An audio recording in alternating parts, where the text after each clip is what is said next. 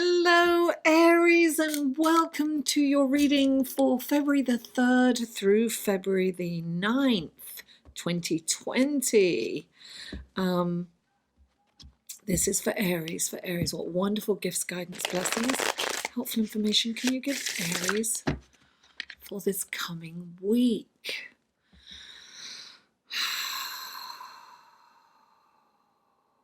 This is for your sun, moon and rising, guys. Don't forget, all the other video links are below. If you would like a personal reading, you can click on this link here. That will take you to my website. You can see what kind of readings I offer. This is for Aries. 3 cards for Aries. Oh, wow, 3 already. This was happening last week too.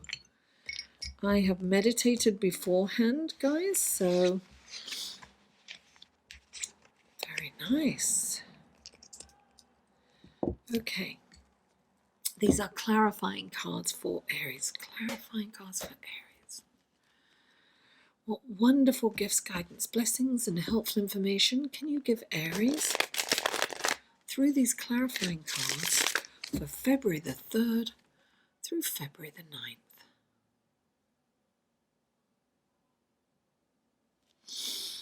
Please clarify. Here it is. Oh. Very interesting. And please clarify. Oh, there we are. Lovely. Aries, let's take a look at your card, shall we? The first card out for you is the 6 of Wands, clarified by the 6 of Cups and the Knight of Wands. Then you have the Queen of Cups, clarified by the Queen of Swords. And then you have the Temperance card, clarified by the 9 of Pentacles.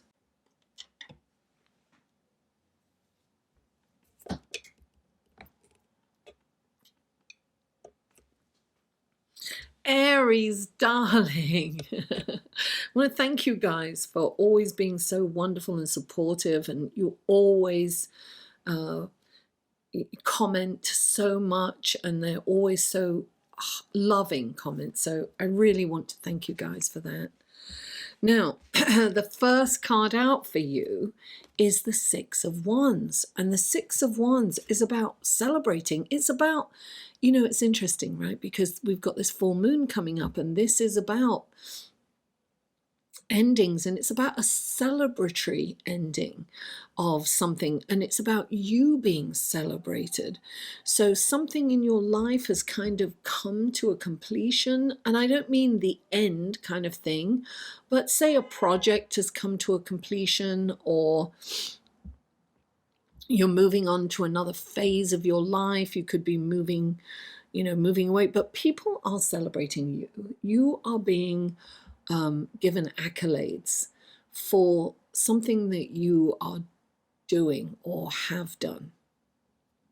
This can be, you know, as small as a little child saying, you know, I love you, you are the best, you're the best uncle, aunt, mum, dad, grandma, grandpa, you know, brother, sister, friend, whatever it is.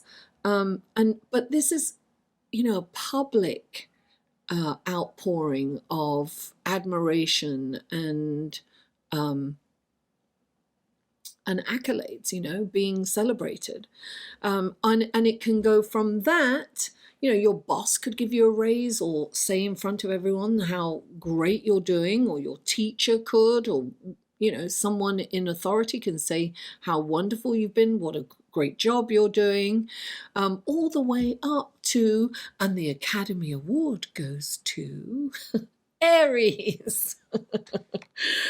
So it is a celebratory card, and you have 2, this is interesting, right? You have 2 cards celebrating. You've got the 6 of Cups, which is children, right? So you could be getting these accolades from children. Children may have something to do with it, but the 6 of Cups is also the past, right? It's about seeing your past through rose-tinted glasses. And then you've got the Knight of Wands, which is passion and fast energy. And it can be, it's also somebody who's gallant and who has, he's out there saving damsels in distress and protecting the king and country, and he's very loyal and upstanding. So I am getting that you've done something that's very upstanding, and your contribution is being acknowledged by a lot of people. So kudos to you, darling. And the next card out for you is the Queen of Cups. And the Queen of Cups, because this is, she's always available for people. She's available for them emotionally. She'll listen to people. She wants everyone to be a success. She wants all her subjects to do well. And she's makes herself available, and she helps, sometimes to the detriment of herself. So when she comes into a reading, I always think it's like time to pamper yourself, and don't forget to take care of yourself first. And it's great that you do all this service and that you're helping others and lifting them up. Don't forget to lift yourself up, right? I always mention, the oxygen mask coming down in the airplane. You've got to take care of yourself. You've got to put the mask on yourself before you assist others. So this is remembering, right? So she's very emotional. She's very passionate about helping others, and clarifying her is the Queen of Swords. So two queens. Now, what's interesting about this kind of reminds me of the full moon. And then you've got the sun the moon, right? Emotional and intuitive and inclusive. And then you've got the sun in Aquarius, which is an air sign. The swords are all about air, logic, right? It's about detail-oriented. So you've got this beautiful emotional energy, and clarifying it is this lovely air energy. Okay, so this is the Queen of Swords. I'm going ahead of myself. So the moon is all about putting a light where there was once darkness, shedding a light on something, looking at something kind of differently, looking into the shadows, right? So we have to look into the shadows. Somebody may communicate those shadow, something about you that you might not want to hear. This happened to me. I mean, I had to listen to something that was not pleasant to hear, but I stayed quiet because you know what? It's true. It's an area of my life that I need to work on. And I had to hear this. And it wasn't said in a nurturing way. It was like anyway, it was hard to hear, but and sometimes an Aries, you're very sensitive, so sometimes you want to it's painful to hear that. It was painful to hear this information, but it's the truth. I know that it's the truth, and I have to face the truth. I have to face my shadow side. I have to work on it. I got to wake up and do the work, no matter how hard it is or how challenging it is or how overwhelming it is. Sometimes we just got to wake up and do what we need to do. What area of our life is not doing well? That's what we've got to address. We know what it is, and we might have been avoiding it. So I say all that to say that, something might come to light that you may need to hear, that you may need to take notice of. And don't shoot the messenger. I didn't like the way the message was given to me, but I know this person has the best intention, but it felt judgy, right?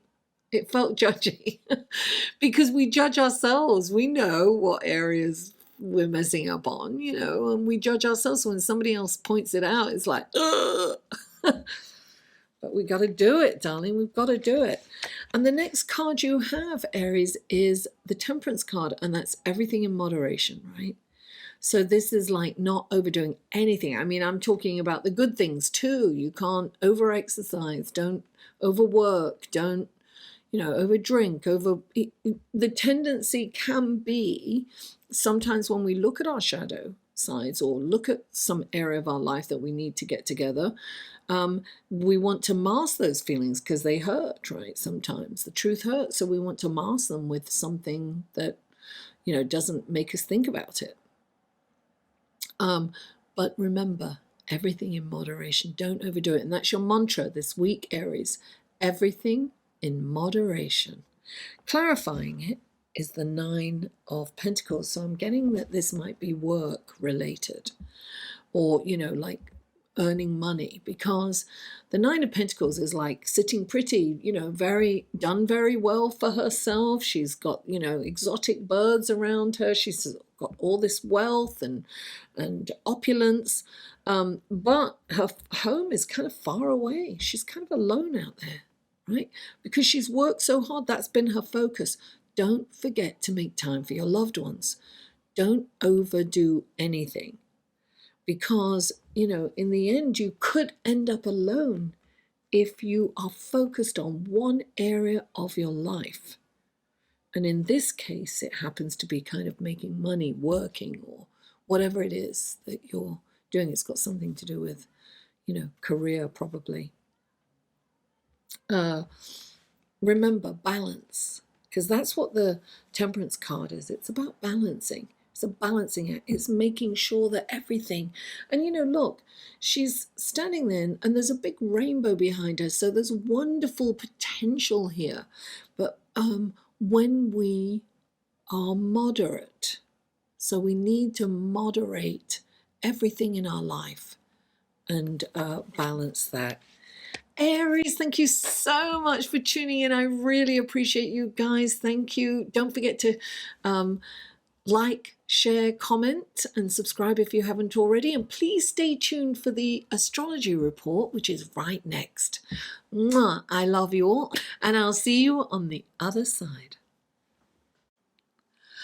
Hello, I'm really glad you stayed to listen to the astrology report and to see what's happening in the celestial sky this week, and what a celestial sky we have. Now, on Monday, February the 3rd, Mercury moves into Pisces. Now, Mercury is the planet of communication, intellect, logic, details, right? Facts. And Pisces is quite the opposite to that. Pisces is like creative and dreamy and romantic and poetic. So Mercury in Pisces is thought to be in detriment, and that means at its weakest power. But what Mercury in Pisces does is it gives insight. So the conversations are more pleasant, and it gives insight into somebody's mood, and you can avoid confrontation, and you can have pleasantries, pleasant conversations, sweet, romantic, almost poetic in nature. So it's a wonderful way of communicating and of seeing into somebody's mood and being able to direct a conversation or ideas around that. And it's kind of visionary too, because you can have brilliant ideas on these daydreams. The thing is it's really, it is not detail oriented. So when Mercury is in Pisces, for me, I can go off on tangents, and I put little alarms on my phone to bring me back into the moment, particularly when I need to take care of things, because you can kind of get lost on social media, lose track of time. It's that kind of energy. Now we move on to Friday, February the 7th, and Venus moves into Aries. Now, Venus has been in Pisces, where it's exalted, where it can really, it's the strongest, it can express itself, she can express herself fully, Venus can, right? And think of her in Pisces in this long, flowing chiffon, willowy, romantic gown, right? Blowing in the wind. And then she moves into Aries, and suddenly she's in a rubber red dress and garter belt and stockings and perhaps a whip in her hand. High heels. She's very, aggressive, assertive. She goes after what she wants and she gets it. Venus in Aries is the initiator. So, some of her a male energy comes out and she goes after what she wants. So it's very kind of, think of Mars. It's very kind of sexual, sensual energy. And then on Sunday, February the 8th or 9th, right, depending on where you are, you're going to see this beautiful full moon on the 8th. And it is going to peak at 2:33 a.m. Eastern Standard Time. So that's going to be in the morning, in Europe, and it's going to be earlier, late in the evening in California, on the Pacific Standard Time. So this is a full moon in Leo. Now, full moons are when the moon and the sun are opposite each other, right? So this is, think of, this is about courage. It's about being heart-centered. It's interesting, right? Because the sun is in Aquarius and the moon is in Leo. And at the same time as this beautiful full moon at 20 degrees Leo, it's also right next to a fixed star, which is very kind of Mars-like, and it is trining, the moon is trining Mars. So this brings passion, vigor, energy, sensuality, chemistry. It is, Leo is in the house of romance, fun, excitement, and children and family too. So you get all this energy and this vigor into these relationships, but it's also about helping others, this moon. Now, I will just say that full moons are always kind of a culmination and a releasing, right? They're whatever you've kind of started, good or bad, in the new moon, then it comes to fruition in the full moon. So sometimes where this full moon lands in your chart depends on which area of life it affects. And that brings me to my Facebook group, guys. It's a private Facebook group. And every 2 weeks, we look at the new moon or the full moon, respectively, and we see where it lands in our charts, right? So I do a live feed in that private Facebook group. The link will be below. Check that out. Now, so this full moon is about helping others, right? It's being heart-centered. It's putting love into the world, and it's about helping others. It's right opposite Aquarius, the humanitarian sign, right? The sun. And the sun is illuminating the moon. That's why it's so full. So we are going to, this full moon is definitely about how can we help? What can we do for society? Where can I use my courage? How can I use my courage? How can I improve or help or contribute to society? Right? Because this is all inclusive and it's heart-centered, it's love, putting love out there into the world. And that's what my Facebook group is about. We are a group of like-minded people, and it's loving, it's supportive, it's very positive, it's lovely. So ask to join. There's a couple of questions you have to ask. I do actually require that you have a profile photograph. I no longer accept people without profile photographs. And it's got to be a real account. I check out the profile, and if it doesn't look real, I won't accept. So, you know, we're about authenticity, right? And that's what this full moon is about, authenticity. It's about being, it's about coming into oneness with everyone. So, you know, when we do that live feed, we'll be looking at what we need to let go. You know, do we need to let go of friendships? Do we need to let go of relationships? Do we need to let go of jobs, of the apartments, of areas that we live? What do we need as opposed to what do we want? And this is a question we need to ask ourselves throughout 2020, going forward. We need, you know, Saturn is playing a huge role along with Pluto and Capricorn. We still have all these planets in Capricorn, and it is about frugality, right? It's about no waste. It's about seeing, you know, using what we need and not consuming so much. Consumerism is down. We need to grow personally. We want to expand our awareness and our consciousness into the society at large. We want to focus on our similarities as opposed to our differences. And this is a beautiful full moon in which to connect with people and how we can help others. So, guys, I really appreciate all the likes, shares, comments, and subscriptions. If you haven't subscribed, please subscribe. And I love all the personal, all the comments, both personal and public, are just so inspiring and touching to me. And I need that encouragement just as much as the next person. So I thank you all for that. And another way to help me is through Patreon. This is another way to support my channel and help me grow, help me put out more creative content. You know, I think you can support me as little as $1 a month. It's not a lot for you, but it's huge for me. Imagine if everyone gave me $1. It would be amazing.